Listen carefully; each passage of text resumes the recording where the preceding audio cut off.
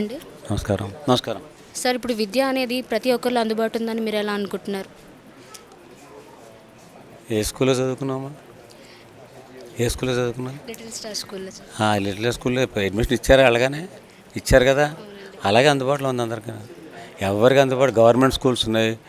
Private schools డబ్బున్నోళ్ళు private స్కూల్స్‌కి వెళ్తారు. లేని వాళ్ళు గవర్నమెంట్ స్కూల్స్‌కి వెళ్తారు. మున్సిపల్ స్కూల్స్‌కి వెళ్తారు. పంచాయతీ స్కూల్స్‌కి వెళ్తారు. నేను అలాగే చదువుకున్నాను. వీధి బడిలో చదువుకున్నాను. తర్వాత ఒక చిన్న ప్రైవేట్ బడిలో చదువుకున్నాను. చాలామంది చదువుకున్నారు అలాగా. పివి నరసింహారావు ప్రధానమంత్రి చేశారు కదా, ఆయన అలాగే తెలుగు మీడియంలో చదువుకున్నాడు గవర్నమెంట్ స్కూల్లో. చాలా అందుబాటులో ఉంది, విద్య అందుబాటులో ఉంది. నైతిక విద్యను తప్పనిసరిగా బోధించాలని మీరు అనుకుంటున్నారా?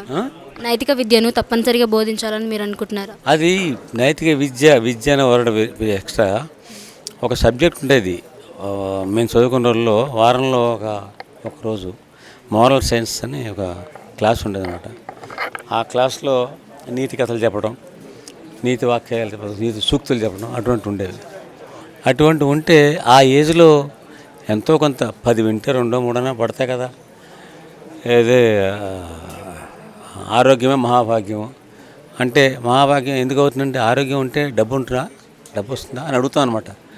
అప్పుడు ఆ టీచర్ చెప్పేవారు అనమాట, ఆరోగ్యం అంటే అయినా నువ్వు హాస్పిటలైజ్ కాకపోవటం, నీకు ఆపరేషన్ జరగకపోవటం, ఇలాంటివన్నీ భాగ్యమే.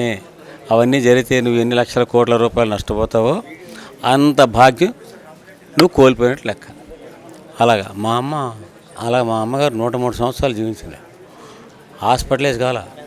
ఆవిడకి డయాబెటీస్, బీపీ, అజీర్తి, చెవుడు, జ్ఞాపక శక్తి లేకపోవడం ఇలాంటివి ఏం లేవు. ఇప్పుడు ఎడ్యుకేషన్ సిస్టంలో మీరు ఎలాంటి మార్పులు ఉంటే బాగుంటుందని మీరు అనుకుంటున్నారు? న్యూ ఎడ్యుకేషన్ పాలసీ బాగుంది. న్యూ ఎడ్యుకేషన్ పాలసీని అన్ని రాష్ట్రాలు కూడా ఎంత త్వరగా వాళ్ళు స్పందించి ఇంప్లిమెంట్ చేస్తారో అంత త్వరగా అవి ఇంప్లిమెంట్ కావాలి. దానికి తగినట్టు సామాజిక సంస్థలు, ఎన్జిఓస్, నాన్ గవర్నమెంటల్ ఆర్గనైజేషన్స్ కూడా కోఆపరేట్ చేయాలి, ప్రచారం చేయాలి. ఈ పాలసీ మంచిది మన పిల్లలకి అని చెప్పాను. అది పిల్లలకి ఎందుకంటే 3 ఏళ్ల వయసుకే ఇప్పుడు బాగా పిల్లల్లో గ్రహణ శక్తి పెరిగింది కాబట్టి దానికి తగినట్టుగా ఈ పాలసీ రూపొందించబడింది. ఈ పాలసీలో వెసులుబాటు ఉంది.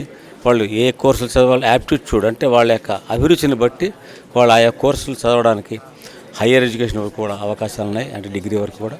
కాబట్టి మంచిది పాలసీ. అంటే ఇప్పుడు చూస్తున్న సమాజం ప్రకారం అయితే చిన్నప్పటి నుంచే పిల్లలకి చదువు ఒత్తిడి బాగా పెంచేసి వాళ్ళని మానసికంగా తయారు చేస్తున్నారు. దాని మీద మీరేమనుకుంటున్నారు? అంటే మీ ఒపీనియన్ ఏమనుకుంటున్నారు? అది వాళ్ళ అదృష్టము అంతే. ఏం చెప్తాను ఒపీనియన్. మీ ఇంట్లో మీ పక్కింట్లో పిల్లలు ఏడిస్తే ఈ ఫోన్లు ఇచ్చేస్తున్నారు. మరి వాళ్ళని అడుగు, నువ్వు ఎందుకు ఇస్తున్నారు ఫోన్ అని. ఇంకేమైనా చెప్పచ్చు, కథలు బొమ్మల పుస్తకాలు ఇవ్వచ్చు కదా, పోనీ కథలు చెప్పచ్చు కదా. ఫోన్ ఎందుకు ఇస్తున్నారు అంటే నన్ను ఏడిపించగా సతాయించకి ఫోన్ బట్టి ఆడుకోరా అని అలవాటు చేస్తుంది అమ్మలు.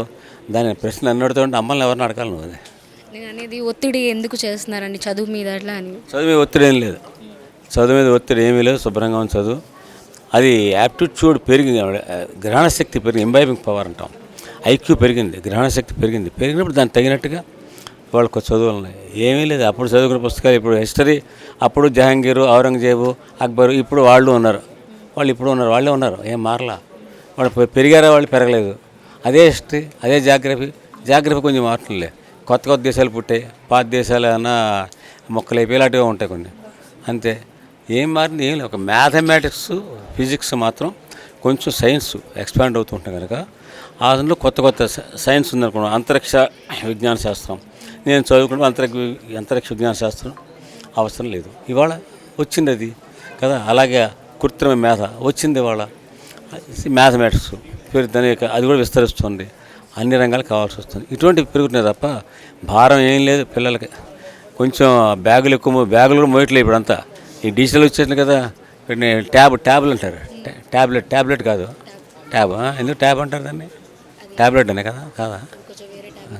అదే ట్యాబులు. అదే శుభ్రంగా ఉంది, అంతా చక్కగా ఉంది ఎడ్యుకేషన్. ఓన్లీ థింగ్ ఏంటంటే వాళ్ళకి ఈ గ్రహణ శక్తి బాగుంది కాబట్టి వాళ్ళ తెలివితేటలు తగినటువంటి ఫీడ్ ఇవ్వాలి. మనం ఒక సింహాన్ని పెంచుకుంటున్నాం, దాన్ని రోజు గుడ్డు పెడితే ఎట్లాగా?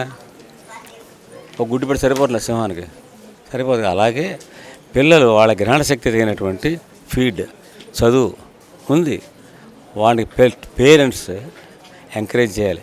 అమ్మ నాన్న ఇద్దరు ఉద్యోగాలకు వెళ్ళిపోయి పిల్లల నాన్నేమో పక్కింట్లో పెట్టేసి వాళ్ళు అవన్నీ నన్ను అడగాల్సిన ప్రశ్నలు కాదు, ఏమనుకోవద్దు.